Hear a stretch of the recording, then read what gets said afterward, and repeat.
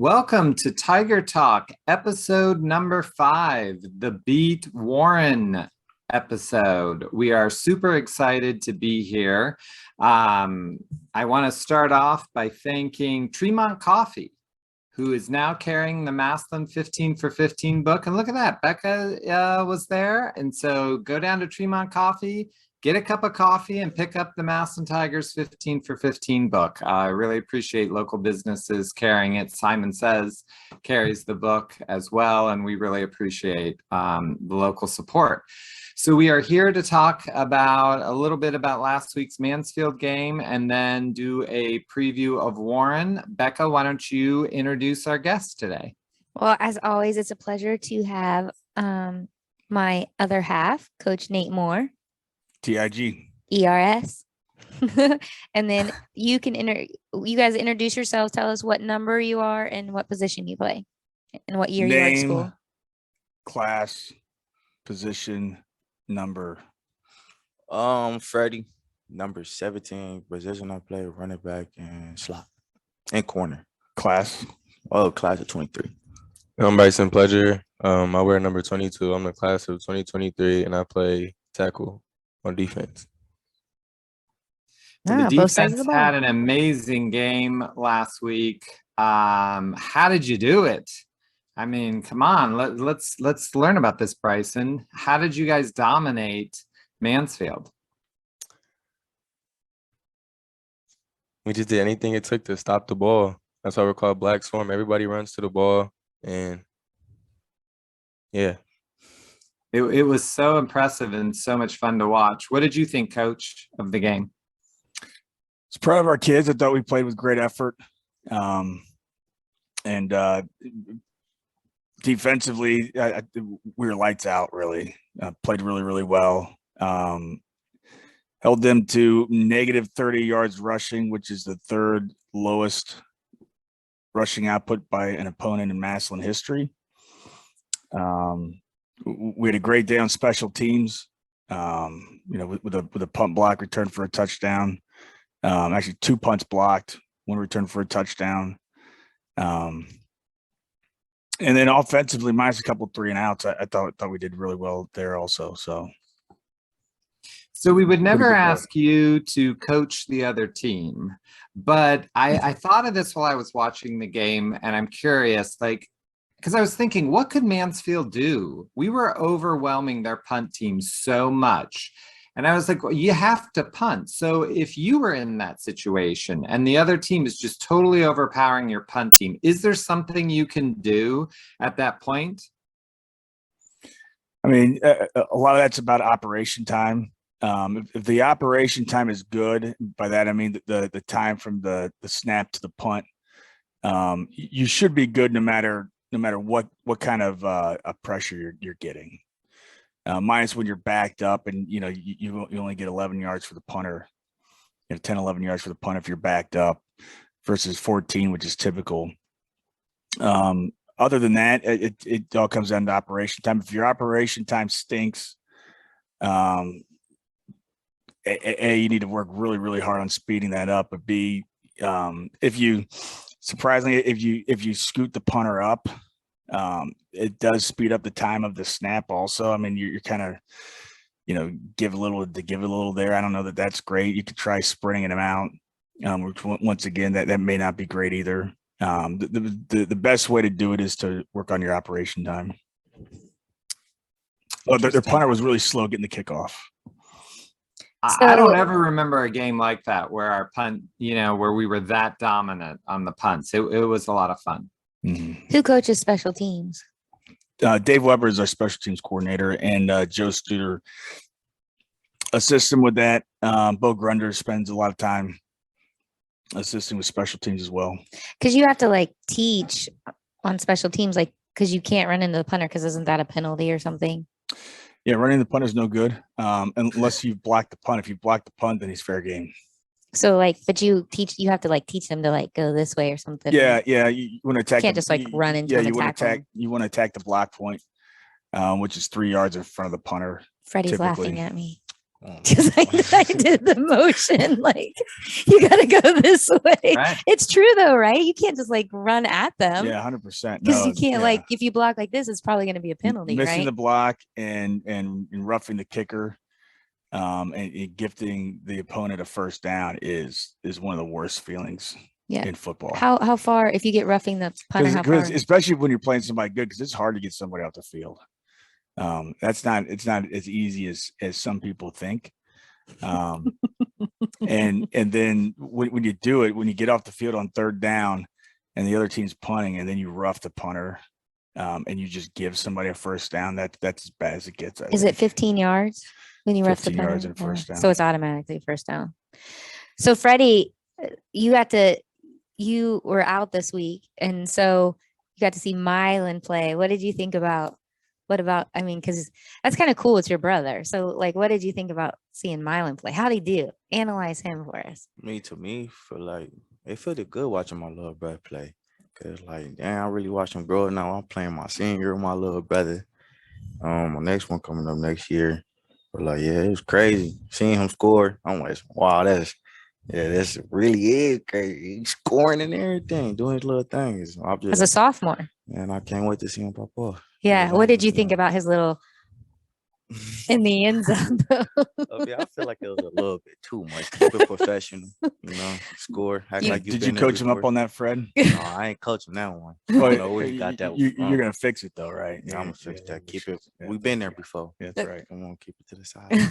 He got a penalty for that, Scott, in case you didn't know, No good. So I was laughing in the end zone, but I knew Coach Moore was fuming. So but I love Massillon's I don't know like, what he was thinking. Like, you knew the consequence behind that. Man, yeah. So that's why he's talking about coaching him. But it is really cool to have, brothers. I love when like brothers are different, to get to experience that. Like, how awesome is that?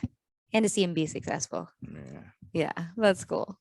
How many sets of brothers do we have? Because are the Pringles brothers or are they cousins? They're brothers. Yeah, they're brothers too. Yeah. Is that so? We have two sets of brothers. Or do we have so you more? got Chase Bond and DJ. You got Ange and Frank is on the freshman team, but you got Ange and Frank Salvino. Damari and Marcus. oh yeah, Yeah. Christopher and Yeah, Chris and Cody. Yeah. Fair. 100%. Wow. Will- I did not Will- realize we yeah. had that many. Will Trell and RJ. It's really yeah. cool. Like, Then we And Kimani, Wiltrell and Kimani. yeah, and Will Trell. It's kind of cool, like a cool dynamic. So it's like really cool to see, Freddie's like our first guest that we've had that I know that his brother's on the team. So it's kind of cool to like get their reactions to each other and how like Coach Moore asked him, hey, did you coach him up? Like how, so you guys are kind of carrying on, whether you're mentoring or you have a brother on the team. Like, how does that feel, like knowing that they're looking up to you and you can kind of walk them through? What does that mean to you now that, think about building from your freshman year, sophomore year on? How do you coach a little bit or talk to them a little bit different than you would have like as a freshman or sophomore? Like, as a freshman, you don't really know much. Mm-hmm. So, like, usually they tell you, like, when you get to this next level, it's going to be this, this, and that. And they weren't lying. So, like, coaching them up and stuff, I feel more mature doing it now than if I would as a freshman.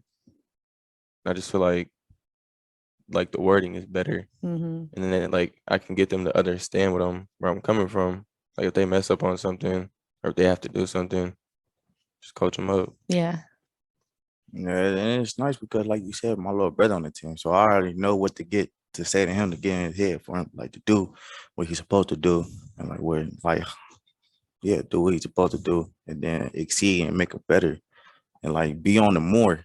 Like I know the coaches be on them, but like it's a brother type thing. Like, oh, I'm your brother. I know how to make you mad, and I'm about to make you more mad. So you could have a better practice. Because at the end of the, you guys go more. Me and Miley be going through it when we get the chance to go through it. So it's all energetic. And fun. Yeah. Do you feel like it's a healthy competition too? Like we love the competition because we go home and talk about it. I'm like, you better be ready for tomorrow. I love that. I Um, love that. Yeah, I mean, it can only make the team better. So you just played 2 weeks of away games. I would like each of you to talk about the difference of playing on an away field versus playing at Paul Brown. When you're at home, I don't know, you just get this good feeling like nobody can come in and beat us. And then when you're in away, it still feels like home because we're gonna win regardless. So whatever stadium we go to, that's the stadium we also own. Yeah. Well, home, I don't know. Well, home, I like playing at home more than playing away games because I like the way how the crowd look, and plus I feel like more protected, not protected, but like more, Like more welcome. yeah, more welcome. And then like it's like the way how our field set up, it's like a gate, and I like the way how the gate like cover the field and everything because, like I said, no running when the gates is locked. And then at home away, yeah, away it just felt very loose. You know, they could get to run away. Damn, we don't got no big gate covering. Everybody could jump little gates. It's like you're more nervous away than you would be at home. More comfortable at home. Mhm. You're home for the next for the till rest of the week season. 10, correct? And I love it. So they're lucky because they're seniors and they get to experience 7 weeks. 7 weeks at home now. I love it. That's crazy. It's amazing. Yeah, that is really, really cool. For Coach, what for you is the difference of home field versus away? I love Paul Brown Tiger Stadium, but I really like going on the road. I like the feeling of going into enemy territory.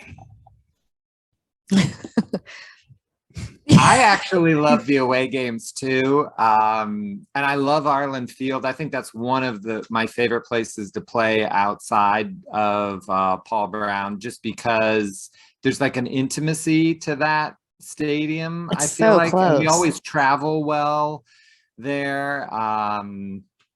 It's very close though. There's like you can't move very much on the sidelines, and you're like really. Yeah, it's not a great sideline. I don't. Yeah, the sideline's really tough. But I will it's better say, than Steubenville's sideline. yeah, but that's true. Oh yeah, Steubenville is insane. Like there's no room at all. But that's another majorly hostile territory. Yeah. is Steubenville. But I will say, I wasn't really like a really huge fan of Arlen Field because, well, they spelled tiger wrong. So I don't still can't understand the Like, why. what is a twiger? I know. But if you see my new shirt, the swing, the man, I got to dance with Obi on Arlen Field. So now Arlen Field, I enjoy Arlen Field because now I have this great memory of at halftime getting to dance with Obi. Have you ever had that chance, Scott? One time the live tiger got loose and chased me. Does that count, or I'm not sure. I'm not sure if you were dancing or running. Yeah, that was actually different. But no, I have not. But I'm sure they're gonna ask me at some point. And yes, the answer is yes, I will dance with Obi when they ask. Yeah. So this week is our second longest rival with Warren. What you both probably played. I mean, you've been playing Warren if you're seniors. So what memory do you have of Warren? What does Warren Harding mean to both of you guys? Well, what Hornet mean to me? I mean, they don't really mean nothing to me. I'm not gonna say like they not really nothing at the end of the day, because at the end of the day they is something. Somebody we just still worry about, because anything can happen. But what I feel about them is like my best memory, last year. Last year when we played them there, it's just a game I had. It was okay, pretty game, but I just didn't like it. It stick with me every time for some I reason. mean, they're a good team and all, but never say another team is better than us. Like, Well, of course not. I feel like there's a little bit of competition, but I feel like we got this one. But I remember when we went to Warren, must have been 3 years ago. It was Jaden Ballard was playing, and their whole band, like at Warren, you know how they have that cover, and they were like constantly like overrated. I mean, constantly overrated. And then finally, JB had this breakaway, and he just stood there with the ball in the end zone, and I could hear him yelling, but he didn't say anything. He just stood there with the ball, like whatever. And then I thought of that because the games this week, and then Jaden Ballard got to play actually the game this week at Ohio State and actually saved Ohio State in a drive, and the quarterback gave him credit for it. And I thought it's kind of funny to think about playing Warren. Then they said he is overrated, but he helped keep Ohio State in the game this weekend when things weren't looking good for them against Notre Dame. And so that's what I remember about Warren, how their band is like their student section, even though it's not their student section.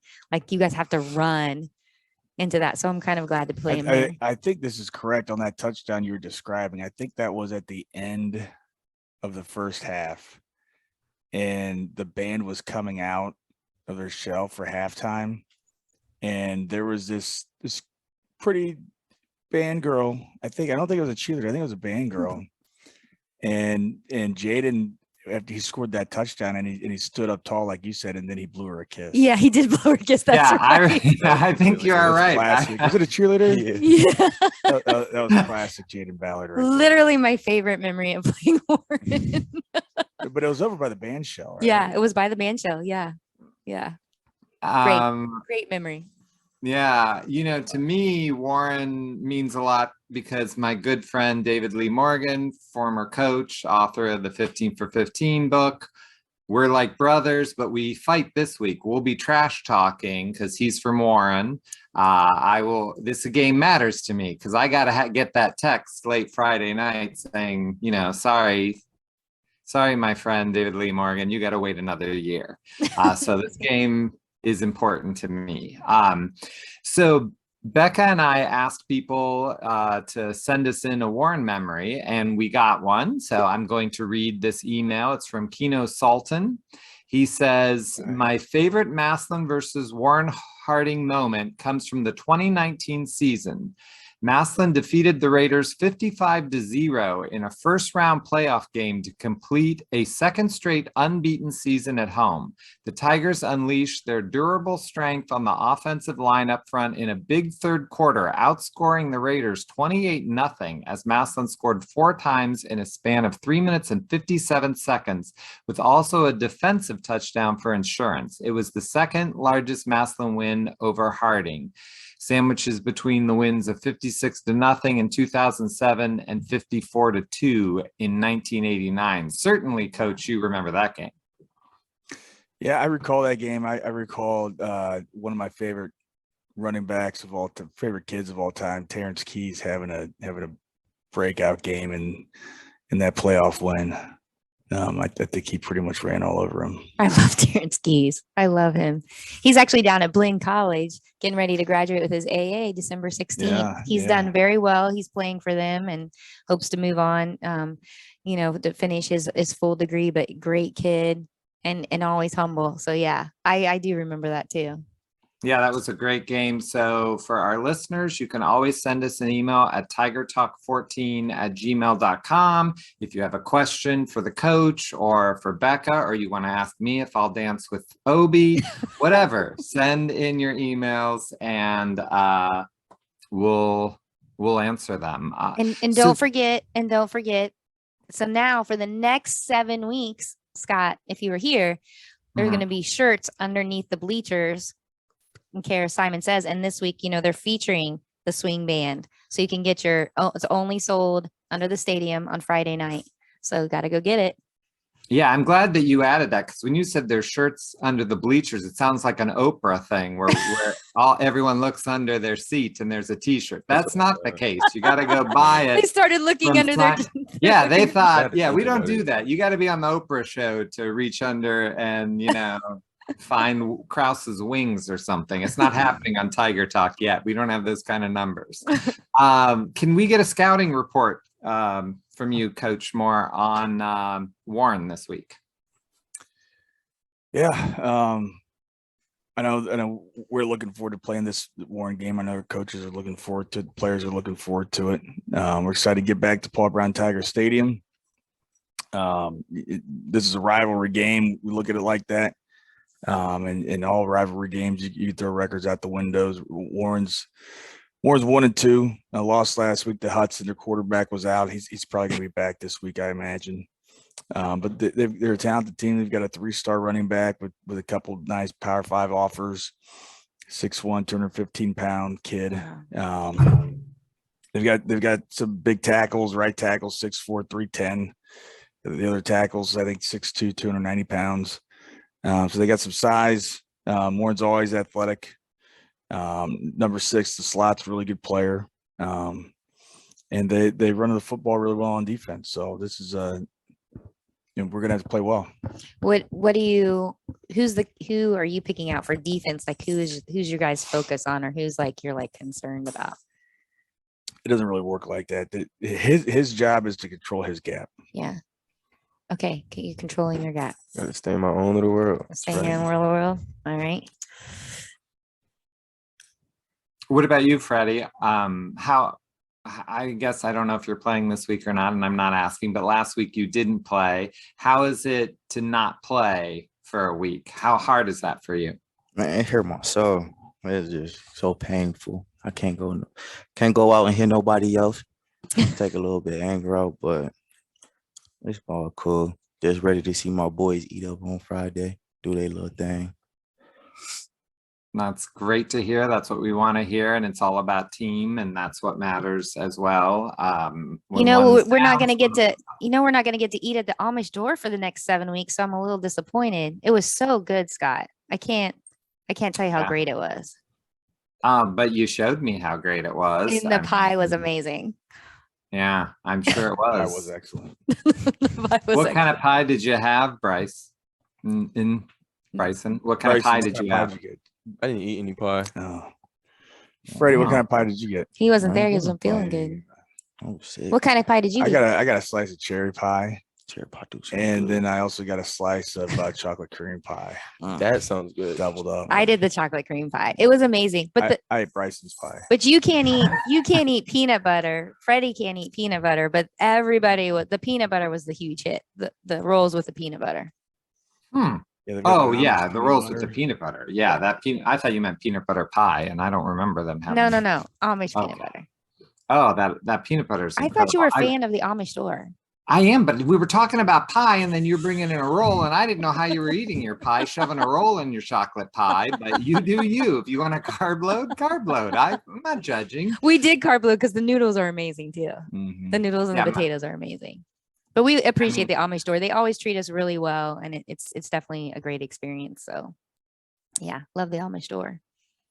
So, did you listen to music? I was wondering about your hype music. So, Scott always listens to somebody's hype song before, so he'll explain it. But how was the? Yeah, so I'll be asking each of you to give me your hype song that you listen to get you hyped up to play a game, and I'm going to listen to it this Friday while you're warming up for Warren. I'm going to be listening to your hype songs. So you guys start thinking about what you're going to give me while I talk about last week. So Ardell gave Savage Ain't Dead by Doughboy. It was horrible. It was horrible. I listened to that one too. It was pretty bad. It was so bad. We listened to it. But here's the thing. He at the very end, the guy just says, "No worries." And I laughed so hard. I don't know if it was, I was like, well, at least get rid of the no worries. If Ardell was here, I don't know. No. So I got to go with Gang With Me by Polo G because at least it was musical. Okay. It actually had a beat. No one's song has had a beat. Now, the words were just horrifying and whatever. But right now, Gang With Me is winning by default because I could kind of see how it would get you going. Okay. Savage Ain't Dead was dead. But no worries. Wow. I mean, come on. Doughboy, no boy.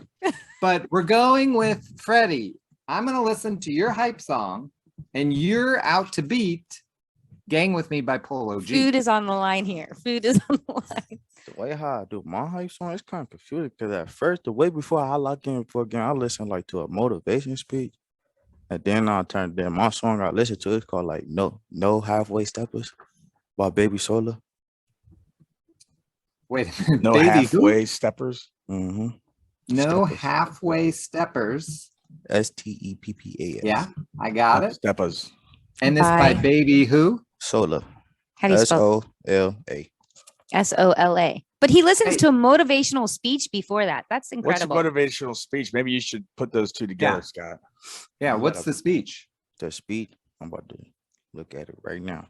Coach Moore in the locker room 2020. Doubtful. 2020. The Coach Moore do be saying some motivational things though. But it's just on YouTube. It's just emotional motivational speech on football.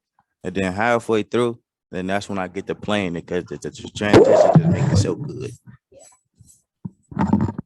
So I just type in motivational speech on football. Mm-hmm. That's going to come up. All right. I like it. I hope it's Al Pacino's Any Given Sunday thing. All right. What do we got, Bricen? I got to say, no halfway stepping at least sounds like, it's going to get you hyped up. But so you got some competition, Bricen. You better have something good for this me. one song. It's by Quavo. It's called Go Off. That's a good song. All right. Go Off by Quavo. Is that with a Q? Yeah. Quavo. I'm feeling really good about these two songs. You think so? Yeah, Go Why Off not? already. That sounds the thing that's been upsetting me so far. I mean, is that there hasn't been something that's made me want to go through a wall. That's what I'm looking for. Something that really hypes me up. So we're gonna see. I like this no halfway stepping and Go Off together. And I got a motivational speech. I better start early. Better start listening at 6:30. Yeah. So yeah, that sounds great. We appreciate you being here. Do we have any other announcements or anything, Becca? No, I can't remember. It's military night. Oh, it Friday is night. military night, Friday night. Yeah, so come early. If you former military or current military, wear your uniform. Stand out. I think it's a really important night to Mrs. Parr has been a huge. Yeah, we have, I think we get this right.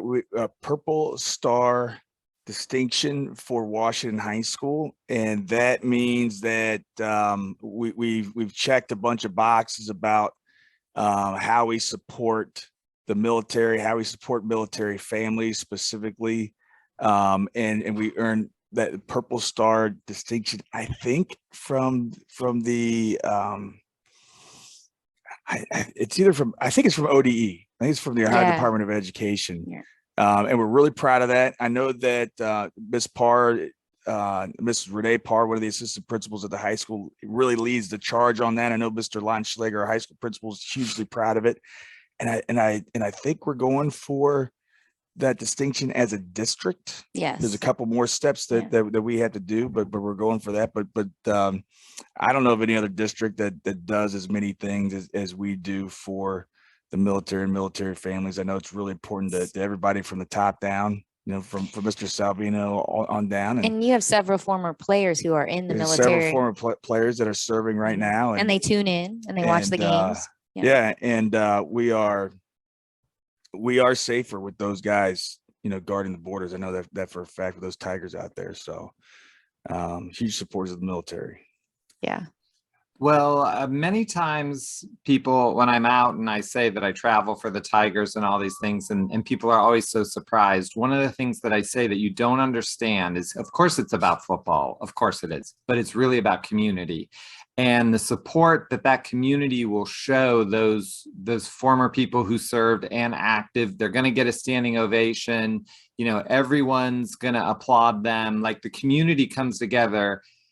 That's something that you carry with you for life when you come up as a little kid, and you see that I did, where, you watch your dad stand up and you're in all these people and you really learn to be proud of the military and what they do for our country. And I love that Massillon does that every year. So it's a good night.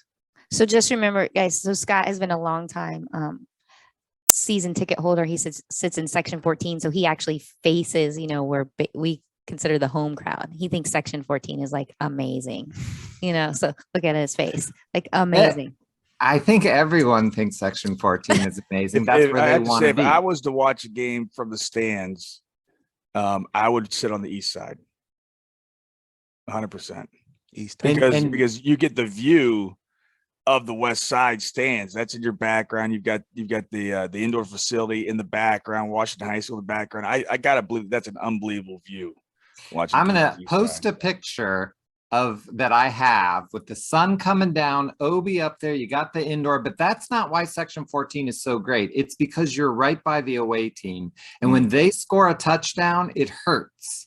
And when you score a touchdown and you cheer up, like there's that danger. Now, I don't cheer towards the away team, and I don't like when Massillon people do that. You cheer towards the field, not to a person. But that energy is huge. Like in the Moeller game, all they did was complain about penalties, and they're yelling at people, and people are yelling back. Again, I don't yell back. I got a great story for our McKinley show. So tune in for our McKinley show. I'm going to tell a story about what happened at a McKinley game. But it's just exciting in Section 14. When you're over on the home side, it's too safe. We don't need that. That's why you want to. So he likes. He might not play football, but he likes. You like venturing into he likes territory as well. Yeah. Yeah. Oh, I love away. I love all that. That's what I love. I want it's just a slight danger. Yeah, I agree. But again, I've never shot my mouth off to an away team, and I never would. Like, It's fun getting to see a bunch of angry fans after we win. You're just the only one from Massillon over there. Like, Definitely seen somebody's Yes, mom, man. I get mad, so like, you definitely seen me mad. yeah, but it makes it fun. So that's the thing about Section 14, because we sit right on the edge. I mean, Yeah. I sit here, the away team is right there. I'm in seat 1. Yeah. And it's right there. So I love it so much. Thank you guys for joining us. Please, everyone, subscribe to Tiger Talk, share, spread the word of our show, and let's beat Mansfield, because I can't listen to David Lee Morgan give me crap. Warren. about this. We already beat Mansfield. We got to beat Warren. I'm sorry. Yeah, beat Warren. Yes. Yeah. Of course. Yeah. Beat Warren. Until next time, TIG. ERS. The entrepreneurial spirit runs strong at Simon Says Promotions. That's why if you've seen us everywhere in downtown Massillon, it's because we're growing. Stop in and see our guys at Spirit of Stark on 409 Erie Street North. If you're in the spirit for that new look, head over to Studio Vibes and tell Allie the Stark Media Team sent you. We've rebranded the old checkered flag building at 256 Erie Street South as Simon Says HQ, featuring Copeland Paints, Brooklyn Rio Boudoir, Cherry on Top Logistics, Studio Vibes, and we are adding new tenants monthly. Speaking of new, have you seen what's coming out of the vault at the new Tiger store at 59 Lincoln Way East? New game day prints dropping weekly with new store hours. Trust me, they can't wait to see you. Check us out on social media and find out what's new, or for occupancy and employment inquiries, email simonsayspromotions@gmail.com today. Oh, so Becca, you're worried about your piece of chocolate pie? Really? A little piece of pie is of no concern to someone like me. You know why? Because I have a whole pie, and my piece is just perfect. Tastes as good as beating Warren. That's a pie. Good pie. Go Tigers.